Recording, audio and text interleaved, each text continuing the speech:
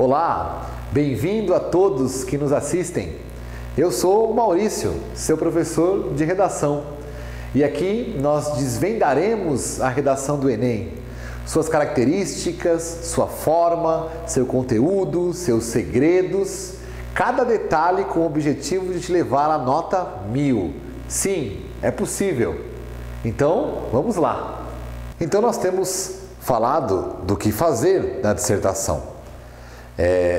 O que fazer no conteúdo, o que fazer na forma, como dispor o vocabulário, como organizar ideias. Ou seja, nós estamos aqui com uma abordagem positiva, quer dizer, buscando positivamente responder o que fazer na dissertação. Mas você, aí sentado, tão distante, tão longe, tão perto, pode perguntar, e o que não fazer, né? Nós já vimos aqui em alguns encontros o que não fazer em termos de critérios de correção, né? Vimos, por exemplo, quais são as ações que podem levar o seu texto à temida eliminação. Fuga ao tema, por exemplo, escrever impropérios, inserções indevidas, desrespeitar os direitos humanos, escrever 7 linhas ou menos. Ou seja, nós vimos aqui cada ação que pode levar seu texto à eliminação. Diria que aquele momento foi uma aula mais de curiosidade, né? Porque você não vai tomar nenhuma dessas ações. Nesse momento, nós vamos tratar dos pecados da dissertação. Quais são os 10 pecados mortais, capitais, que você deve evitar na hora da produção do texto?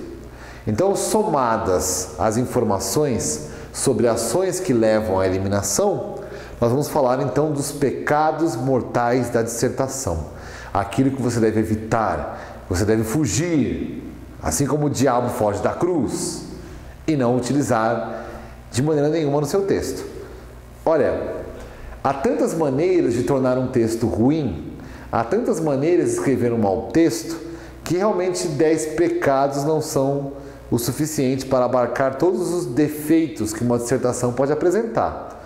Mas aqui eu selecionei os que podem ser considerados os principais, aqueles que mais visivelmente ocorrem nas redações de alunos que estão saindo do ensino médio ou estão ingressando agora no ensino superior por meio do Enem. Portanto, são pecados mais voltados para quem está nesse nível de texto, que é o seu caso, um texto para vestibular, porque esse que o Enem é hoje, né? Um vestibular. Então vamos lá. Pecados da dissertação. O primeiro deles, fuga do tema, ou fuga ao tema. Já falamos disso, não é? Expliquei para você que o tema de redação é fundamental, a proposta ou o tema, lembre que são sinônimos aqui nas nossas aulas, né? A proposta ou o tema de redação, ele é absurdamente fundamental. Se você quiser ter uma visão mais até, digamos assim, precisa do que é a importância do tema da redação, pense assim, o tema de redação ele promove até a isonomia do processo de correção. O que eu quero dizer com isonomia? Isonomia é igualdade de condições na hora de receber a correção do seu texto. Uma das formas de garantir a isonomia é pedir que todos abordem o mesmo tema. Então, fugir ao tema é negativo em 2 aspectos. É negativo porque você descumpre o tema de redação que foi apresentado, fugiu do tema. E é negativo porque você acaba saindo do critério que garante a isonomia. Ao tratar de um outro tema, que não é aquele apresentado, você não pode ter o texto corrigido. Mesmo que você tenha produzido um texto a contento, de qualidade, chutando balde aqui, mesmo que você seja o Machado de Assis Júnior, se fugir do tema, meu amigo, minha amiga, redação eliminada, não tem choro nem vela. Tudo bem? A fuga do tema, ela elimina o aluno em todos os critérios. É importante ressaltar isso. Portanto, critérios que não são eliminatórios, caso o aluno vá muito mal neles, resultarão somente na nota 0, no critério, mas a redação continuará a ser corrigida. Então, por exemplo, supondo que seu texto não apresente proposta de intervenção no problema do tema, que é o 5º critério, você vai ganhar 0. Mas nos outros 4, você vai continuar recebendo a sua nota. Portanto, esse não é um critério eliminatório. Eu não recomendo que você zere, né? Eu prefiro que você tire uma boa nota. Mas, caso aconteça, não é critério eliminatório. A sua redação continua a ser considerada. Agora, quando nós falamos de fuga ao tema, do critério adequação ao tema, a nota 0 zera geral. O texto é eliminado. Portanto, esse é o pecado que abre a nossa lista de pecados capitais. Não fuja do tema em hipótese alguma. Como é que eu evito esse pecado? Bom, primeiro, discernimento, né? Muito discernimento na hora de escolher as ideias, a sua ideia central, os seus argumentos. E mais que isso, além de muito discernimento, faça uma interpretação adequada da proposta ou do tema de redação. Quer dizer, o que vai garantir que você se afastará desse pecado é dedicar ali um tempo para ler o tema de redação com calma.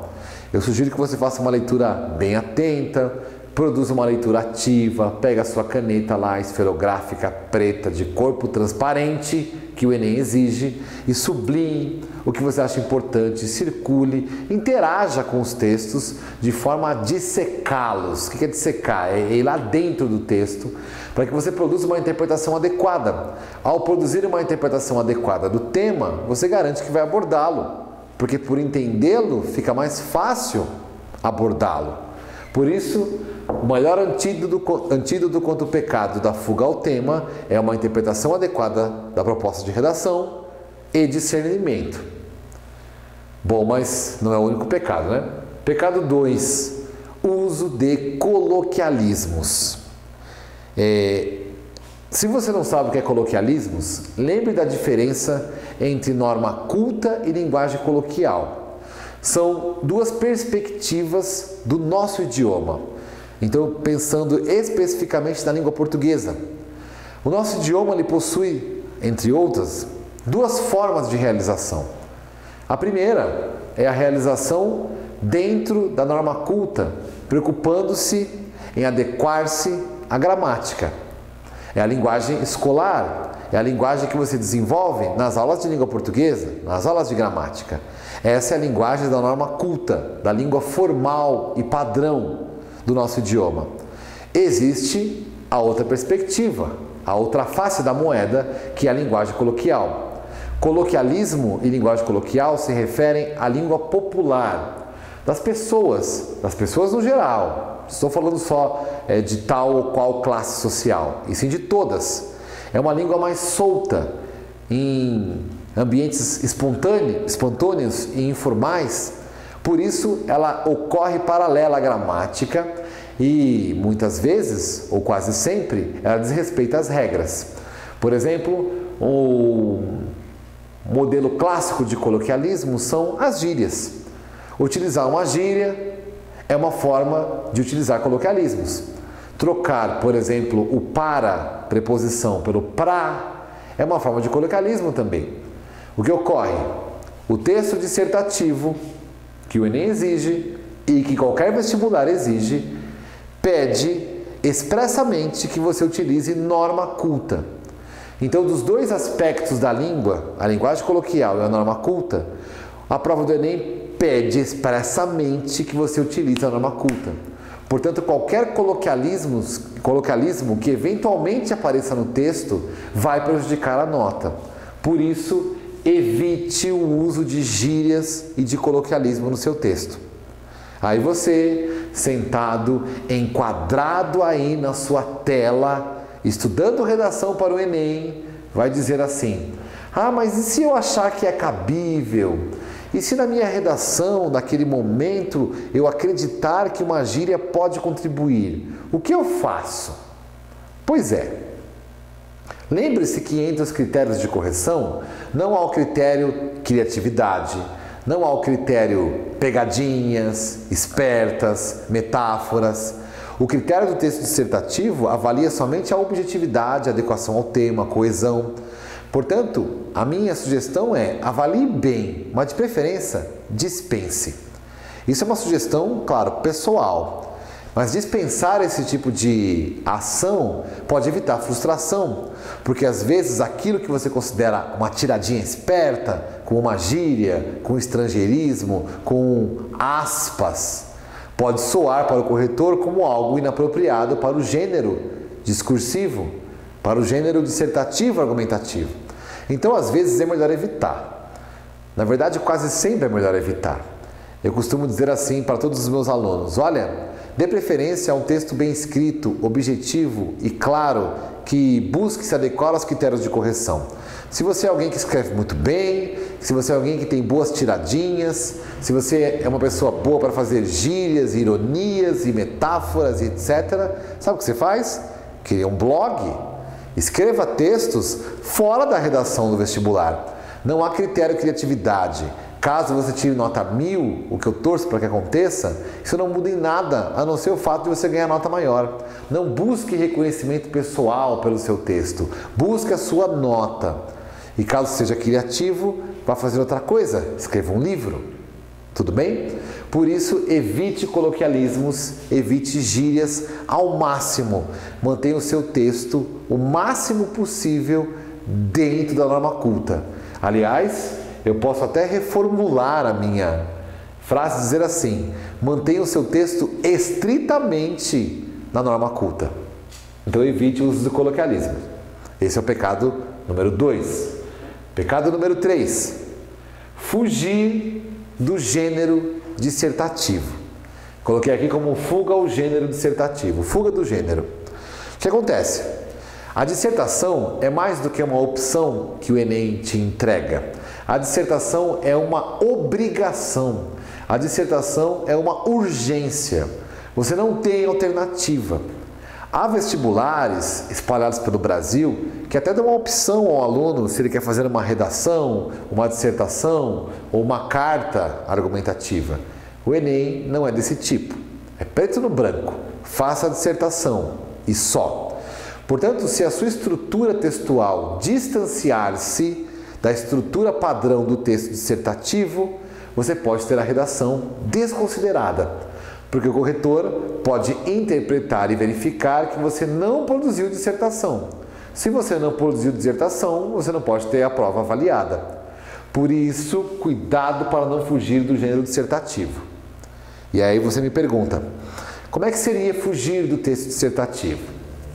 Bom, seria, por exemplo, o aluno começa a contar uma história, narrar uma história. Aí é a narração.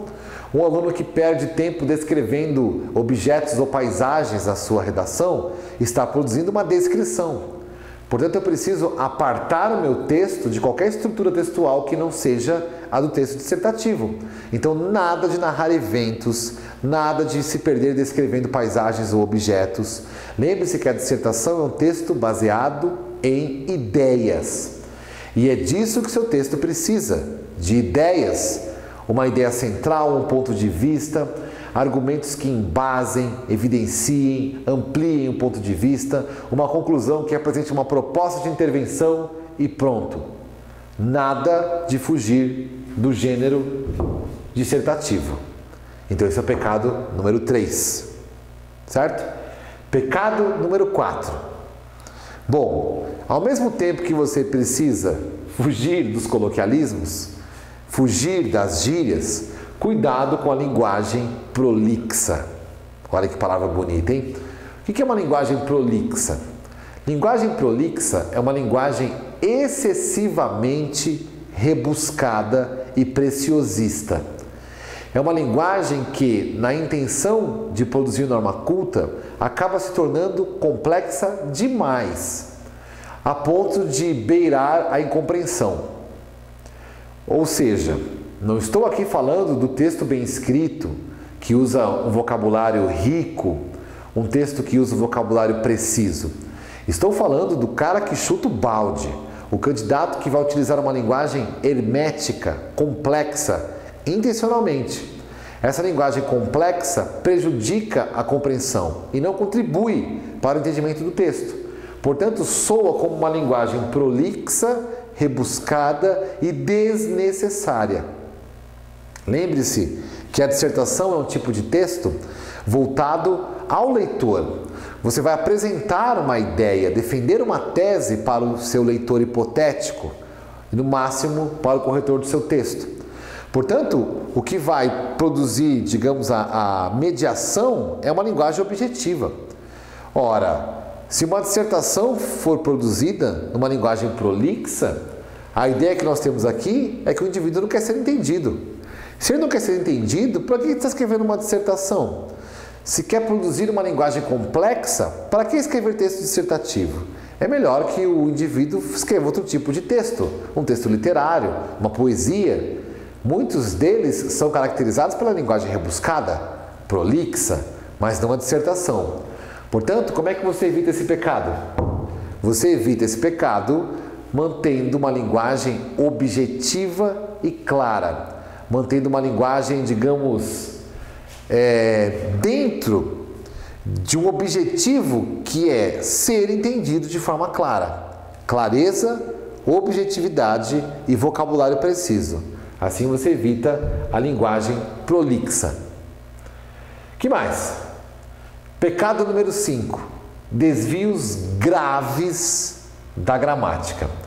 Perceba que eu estou pontuando aqui desvios graves, porque já estou considerando que há na prova do Enem uma certa tolerância, não uma total tolerância. Há uma certa tolerância com os erros gramaticais leves. Não que o Enem vai ignorar seus textos, seus erros gramaticais leves e vai te dar 200 lá no critério norma culta, que é o que avalia a gramática. Óbvio que ele vai tirar a pontuação, mas vai ser menor. Digamos que, não que há um rigor menor, mas há uma visão diferenciada da banca corretora do Enem em relação ao papel da gramática no texto dissertativo. Então, pequenos erros vão tirar pequenos pontos. O que seriam desvios graves? São aqueles erros que prejudicam não só a adequação gramática, mas a própria compreensão do texto. Portanto, cuidado com erros de concordância verbal, erros de regência de verbo. Vai fazer a regência, observe se o verbo pede ou não preposição. Vai fazer a concordância, observe como funciona a relação entre sujeito e o verbo. Cuidado com a acentuação gráfica. Esquecer um ou dois acentos durante a prova de redação pode nem resultar em débito de pontos. Agora, não acentuar nenhuma palavra, isso é muito grave. Cuidado com a pontuação, com o uso da vírgula. Cuidado especialmente com o uso excessivo de vírgulas. Quer dizer, às vezes é melhor pecar pela falta do que pelo excesso. Isso é uma dica. Há alunos, e essa é uma piadinha sem graça, que terminam o texto, depois eles salpicam vírgula como se fosse um tempero, assim, orégano, e dá a impressão que jogam aleatoriamente a vírgula no texto. E uma vírgula mal colocada é um erro duplo. É um erro de norma culta, quer dizer, um erro de gramática, e também um erro de coesão, né? Eu expliquei aqui para você que a vírgula é um elemento coesivo. Em outras palavras, a vírgula ela é um nexo. Quer dizer, ela estabelece relações. Portanto, erros excessivos de vírgula pode prejudicar por completo o entendimento do texto. Que mais? Erro grave também são as ambiguidades no uso inadequado de pronomes. Então, cuidado com os pronomes possessivos, cuidado com o uso do seu, do sua. Olha, em muitos textos, em muitas frases, esse seu e sua são pronomes possessivos, acabam soando ambíguos. Então leia com muita calma o seu rascunho na hora de passar a limpo, especialmente quando você encontrar pronomes. Então cuidado com a ambiguidade do pronome possessivo. E não é só o possessivo não, ainda tem a ambiguidade do pronome demonstrativo. Cuidado com o uso do esse e do este. Esse é um problema sério. Estude gramática, vá atrás dessa explicação, acompanhe o curso aqui de língua portuguesa. Esse e este não podem ser usados aleatoriamente. Não é a anarquia gramatical. A regra é a método. Portanto, muita atenção em como você vai utilizar os pronomes demonstrativos e possessivos. Outros erros graves de gramática são erros de ortografia, assim, que são verdadeiras barbaridades. Então, eu tenho uma dica para você. ninguém está imune aos erros ortográficos, até porque ortografia é memória, e sendo memória, pode falhar, especialmente se você não costuma produzir muita leitura, não é verdade? Alunos que leem bastante têm nenhuma ou pouca dificuldade em ortografia. Então a memória pode falhar e você não pode não lembrar a escrita de um vocábulo na hora da prova. Esqueceu se é S, C, se é XC, se são dois S's e cedilha, você não sabe mais nada. O que você faz? Arrisca o pescoço? Escreve a palavra mesmo na dúvida? Confia na sua gramática pessoal? Claro que não. Nessa hora você vai escolher um sinônimo que substitua muito bem aquela palavra e o sinônimo que você saiba ortografia com certeza. Portanto, você exclui a chance de cometer erro de ortografia e preserva a sua nota de norma culta sem prejudicar o texto. Portanto, uma forma de evitar o pecado número 5 é justamente evitar arriscar o pescoço em palavras em que você não tem segurança sobre a sua ortografia. Vá e escolha um sinônimo. Outra dica aqui também, que não é propriamente um desvio gramatical grave, mas poderia entrar aqui no pecado número 5, é repetir vocábulos de maneira excessiva. Cuidado, hein? Repetir a mesma palavra várias vezes dá a seguinte ideia, que você não tem condições linguísticas de apresentar outros recursos. Dá a impressão que o aluno está numa limitação de linguagem, que ele não consegue, digamos, dar mais variedade vocabular ao seu texto. Portanto, ele repete constantemente. Por exemplo, o tema que temos discutido bastante aqui, do Enem 2011, como envolve internet, ou envolvia internet, um erro grave aqui seria o aluno repetir incessantemente a palavra internet, sem buscar um sinônimo. Ele poderia, para evitar esse erro, por exemplo, trocar internet por rede mundial de computadores. É um sinônimo, e até é maior, né? Ocupa mais espaço, de repente você precisa de mais linhas. Ou seja, busque sinônimos, não fique preso a somente um grupo de vocábulos, certo? Esse é o pecado número 5. Avançando então nos pecados da dissertação, o número 6. Cuidado com o senso comum, com as frases prontas ou frases feitas, cuidado com os clichês, as ideias vagas, enfim, aqueles conceitos que nós chamamos aqui genericamente de senso comum.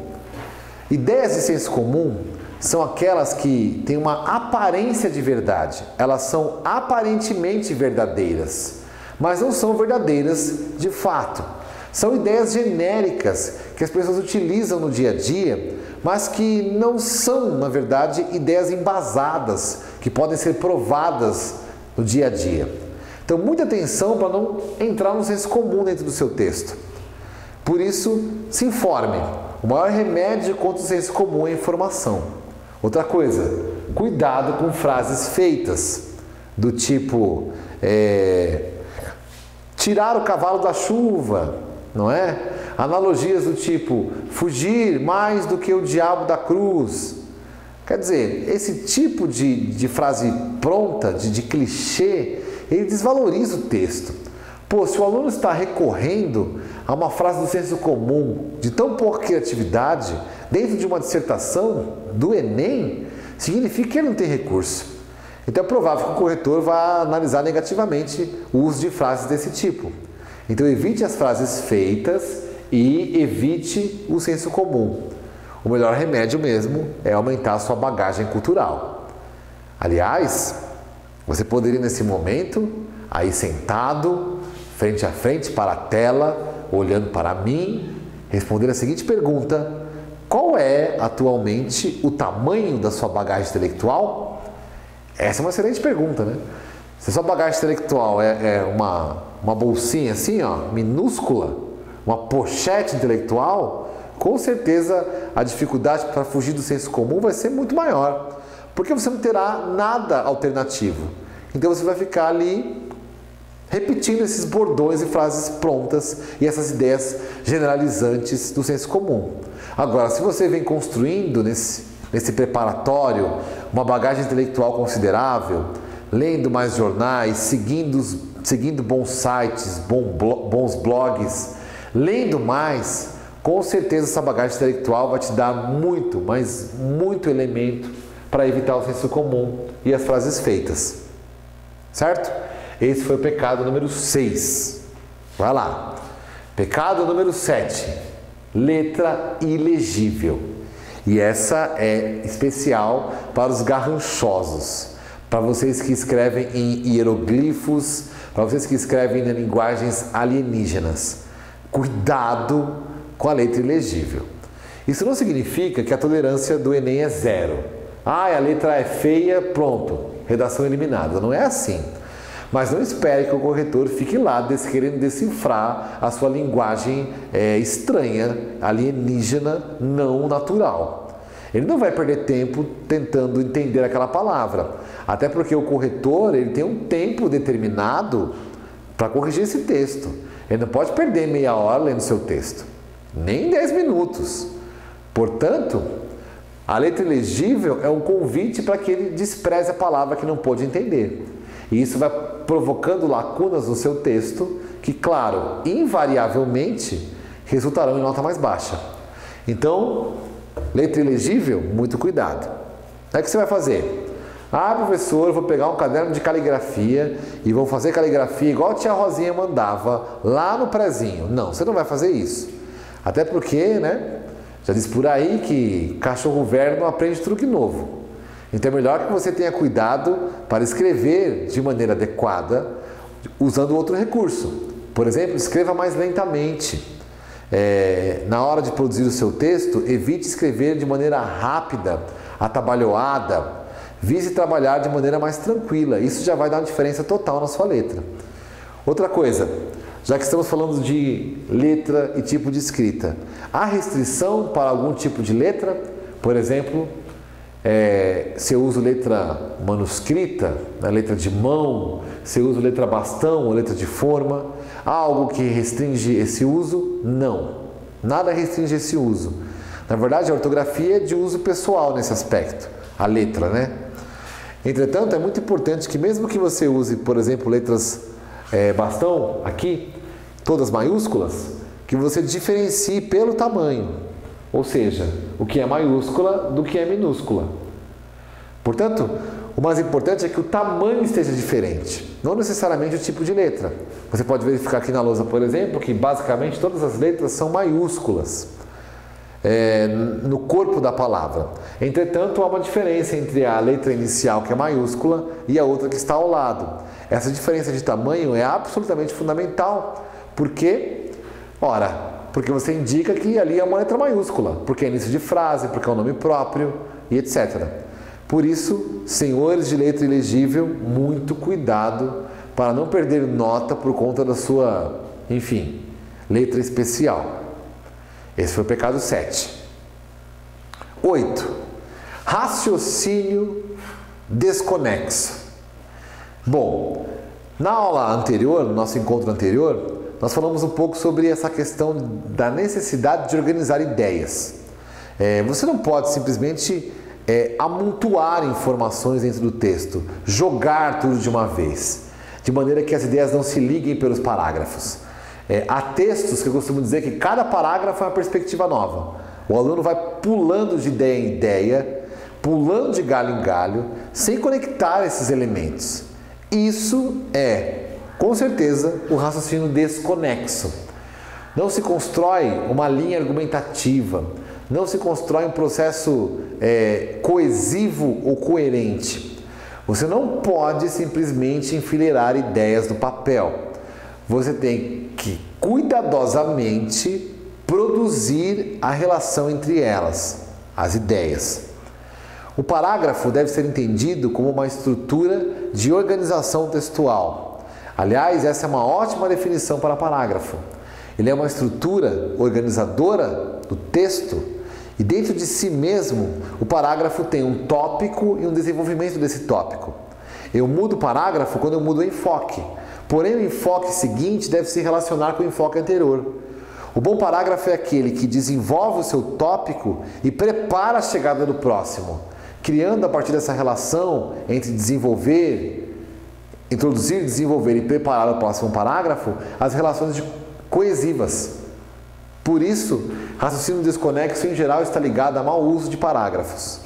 Então eu te alerto, cuidado com parágrafos excessivamente longos, cuidado com parágrafos excessivamente curtos. Na média, as redações nota 1000 do Enem produzem 25 linhas e 5 parágrafos. Isso é em média. Você pode fazer de 4 até 6 parágrafos, dependendo. O que não pode aparecer no seu texto, então, são 10 parágrafos, ou 3 simplesmente. 10 parágrafos, com certeza o texto terá um caráter fragmentário e desconexo. 3 parágrafos, com certeza o texto vai ter um caráter aglutinado, aglomerado e também desconexo. O que você precisa é do equilíbrio. E equilíbrio aqui significa escolher um parágrafo de tamanho adequado, conectando ao anterior e ao posterior. Portanto, pecado número 8, raciocínio desconexo deve ser evitado. Pecado número 9, diálogo. Cuidado, hein? O pecado número 9, de certa maneira, ele dialoga com o pecado número 3. Digamos que são pecados relacionados, né? O pecado número 3 falava da fuga do gênero dissertativo. Quer dizer, se você usar estruturas que lembrem ou se aproximem mais de um texto narrativo, você cometeu o pecado 3 e vai perder uma grossa nota. E quem sabe até vai ter a redação eliminada. O pecado número 9 diz o seguinte: evite diálogos no seu texto. Você não está produzindo uma narrativa, tampouco está produzindo uma redação dialógica. Vai pensar que é, sei lá, Sócrates e vai expor o seu conhecimento por meio de diálogos. Você não deve se comunicar com o seu interlocutor. Lembre-se que, durante o texto, você deve imaginar um leitor ideal. Nada de dialogar com o corretor. Sabe, colocar verbos no imperativo, dar ordens para quem lê o texto, como se você pudesse interagir. Sabe, bem no clima machadiano, vai lá e faz uma digressão. Sabe o que é digressão? É quando o narrador, no caso do Machado de Assis, que era o mestre nisso, ele para de narrar a história e começa a contar, a dialogar com o leitor do texto, geralmente provocando esse leitor. Você não pode fazer isso na dissertação. Portanto, nada de dialogar com ninguém. Simplesmente exponha as suas ideias, desenvolva-as e conclua o seu texto com a proposta de intervenção respeitando os direitos humanos. Isso é suficiente. Qualquer espécie de diálogo que entrar no texto, diálogos que envolvem verbos imperativo, perguntas e respostas, tem um potencial enorme de prejudicar sua nota. Aliás, por falar em pergunta, muito cuidado com as perguntas retóricas. Não que elas sejam proibidas. Se você pesquisar aí pela web as redações nota 10 do Enem, nota 1000, né? Você perceberá que algumas delas inserem no corpo do texto as tais perguntas retóricas, que são aquelas perguntas para as quais não se espera a resposta. A pessoa faz uma pergunta genérica ou até específica, mas ela já sabe a resposta. Ela não está ali atrás de conhecimento, perguntando por algo que ela não sabe e quer conhecer. É uma pergunta como um instrumento de retórica. Eu faço a pergunta, mas eu já sei a resposta. Então, na verdade, eu pergunto para enriquecer a retórica do meu texto, dar a ele uma característica mais, bonita e desenvolvida. A dissertação, lembre-se, ela quer respostas. Ela não quer perguntas. As perguntas quem faz é a prova das questões objetivas. O que você deve fazer na redação é dar respostas. Portanto, vai usar uma pergunta retórica, avalia se ela é adequada, avalia se essa pergunta deve ser usada no texto e vê se não é melhor colocar a resposta direto, certo? Repetindo que isso é uma dica. Evite diálogo. E por fim, o pecado número 10 se relaciona com o pecado número 8. aglomerado de informações. E aí voltamos à temática do que é desconexo, né? Aglomerado de informações é um que vai jogando tudo que vem à cabeça dentro do texto e acabar não desenvolvendo nada. Ele vai jogando. Então, na hora do rascunho, ele vai colocando tudo que vem à cabeça e está relacionado ao tema. E quando vê, ele tem, sei lá, 50 argumentos, 3 ideias centrais, 5 teses. E aí o que ele faz? Ele acha que quanto mais colocar isso no texto, mais o texto será rico em detalhes. Não é verdade. Portanto, um processo fundamental que deve ser prévio e deve ocorrer durante a produção do rascunho é a delimitação do tema. Ou seja, você vai delimitar a sua argumentação. Às vezes isso é muito, às vezes não, né? Isso é muito mais importante do que expandir, porque o seu texto precisa ser desenvolvido. Você não pode simplesmente apresentar uma ideia e passar para a próxima e depois para a próxima. Você precisa desenvolver essas ideias. Dentro delas, você precisa apresentar argumentos que as defendam, exemplos, justificativas, reflexões. Ideia boa é a ideia desenvolvida pelas suas sub-ideias. Ideia boa é a ideia desenvolvida pelas ideias menores. Por isso, cuidado para não desenvolver várias ideias sem aprofundar nenhuma delas. Isso é o tal aglomerado de informações. E qual é a dica para você evitar, então, esse problema? Bom, a dica é a seguinte. Na hora do rascunho, faça um mapeamento das suas ideias de maneira prévia a qualquer produção de texto. Isso é só uma dica, hein? Não vá ao rascunho para produzir parágrafos imediatamente.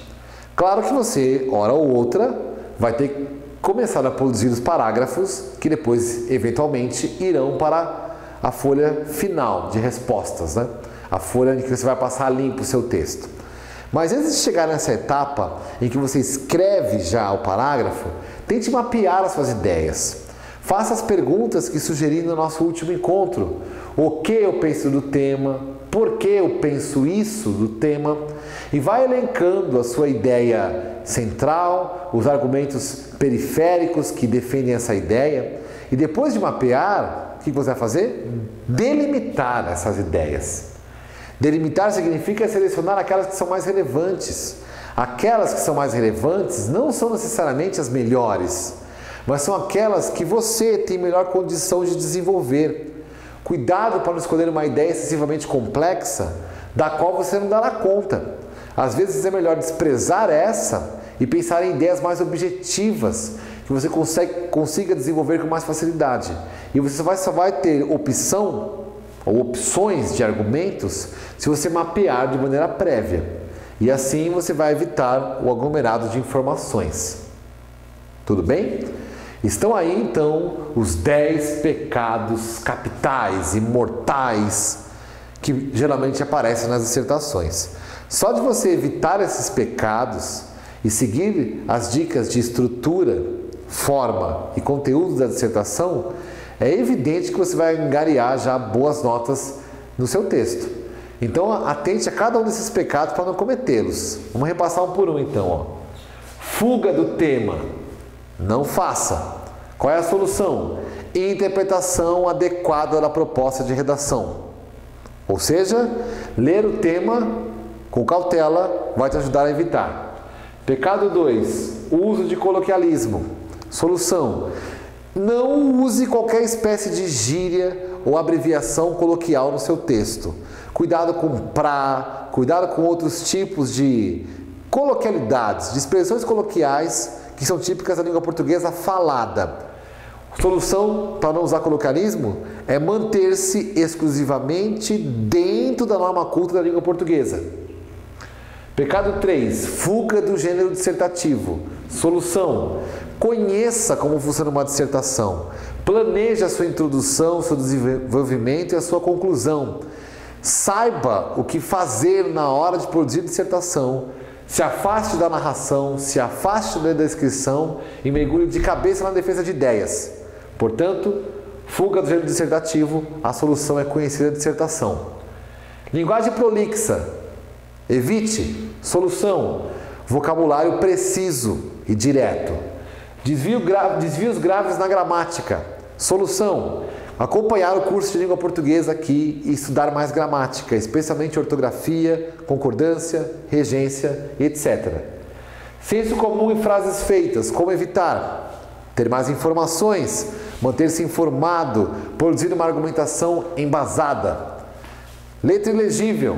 Escreva com calma é a solução. Escrever com calma e cuidado para evitar a ilegibilidade.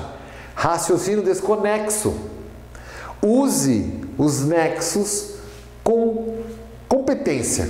Conjunções, preposições, pronomes. Ligue os parágrafos, não os mantenha separado ou separados.